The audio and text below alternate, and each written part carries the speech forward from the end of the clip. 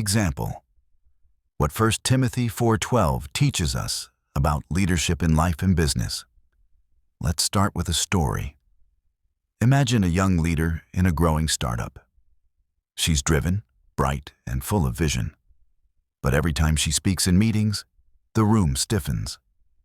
Not because she lacks intelligence, but because she lacks seniority.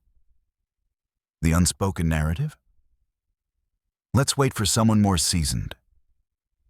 She begins to wonder if she should speak less, wait more, delay stepping into the fullness of her potential. Now rewind 2,000 years. That leader was Timothy. His mentor, the Apostle Paul, saw the same doubt creeping in, not just from others, but within him. And Paul's response wasn't coddling. It was commanding.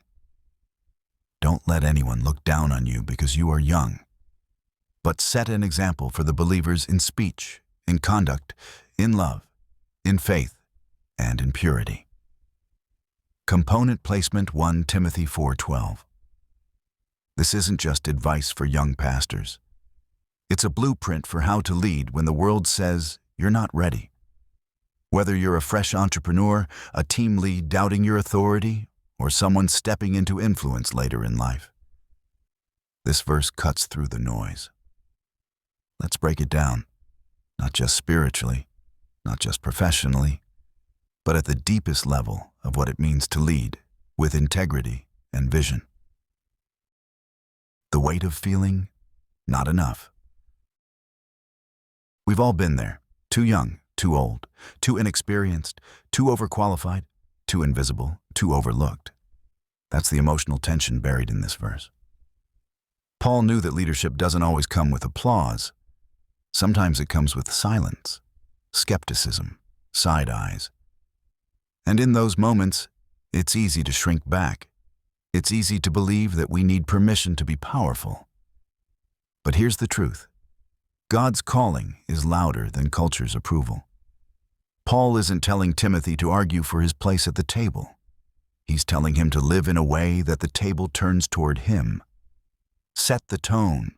Don't just defend your leadership, demonstrate it. And that's as relevant in the boardroom as it is in the sanctuary. Leadership isn't a title, it's a testimony. Let's get practical. Paul outlines 5 key arenas: speech, conduct, love, faith, and purity. This isn't a random list. It's a holistic framework for influence.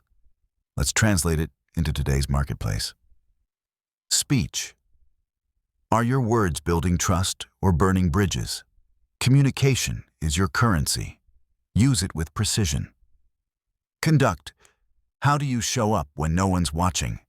This is your consistency, the rhythm of your daily walk. Love. Do you see people as obstacles or opportunities? Love is the culture you create. Faith. Are you anchored in something unshakable? Vision requires conviction. Purity. What's your internal filter? What drives you when no one's measuring? These 5 markers aren't just biblical. They're wildly strategic. They are what make great leaders magnetic. Not flashy credentials, not polished resumes. Character, influence flows from integrity. Your vantage point is your value. One of the most powerful insights from your devotion today is this. You see things from a unique vantage point, and that's a great thing. Younger professionals bring passion, energy, innovation, and a fresh lens. Seasoned leaders bring wisdom, grit, discernment, and historical insight. Both are deeply valuable. Neither is better. Both are essential to building something lasting, whether it's a family, a brand, or a ministry. This truth should anchor your self-perception, because when you believe you have nothing to offer, you won't.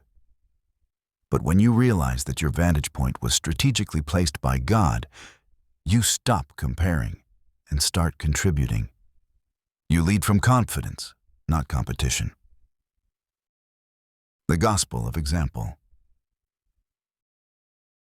If leadership is influence, then your life is your loudest sermon. Jesus didn't lead with prestige. He led with presence. He washed his feet. He touched lepers.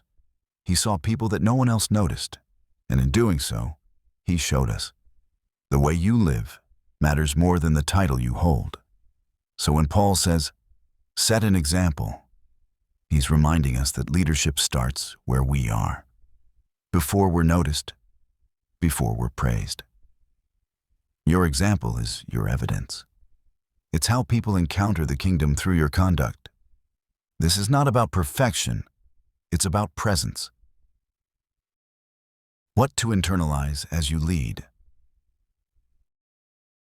So, what do we do with all this? What do we take from the mountaintop and apply to the meeting room, the family table, the daily grind? Refuse to wait for permission. If God has placed you, walk in it. You're not leading because you earned it. You're leading because He called you. Let your life preach. Set the example. Make your values visible through your choices. Lean into your age, not away from it. Whether you're the youngest in the room or the most seasoned, your experience is valid and vital.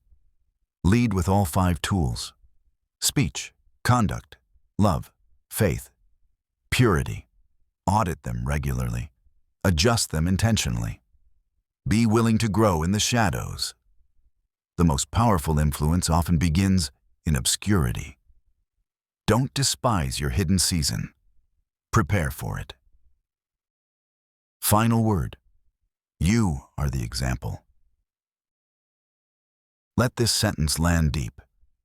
You are never too young or too old to be used by God. That's not just a motivational quote. It's a holy fact. So, whether you're leading a team, launching a business, mentoring others, or just trying to be faithful with what's in your hands, know this. You can be the example. You can represent Him. Not someday. Not when you feel more ready. But now. Start where you are. Lead like it matters. Live like you're seen. Because in the economy of heaven, you are.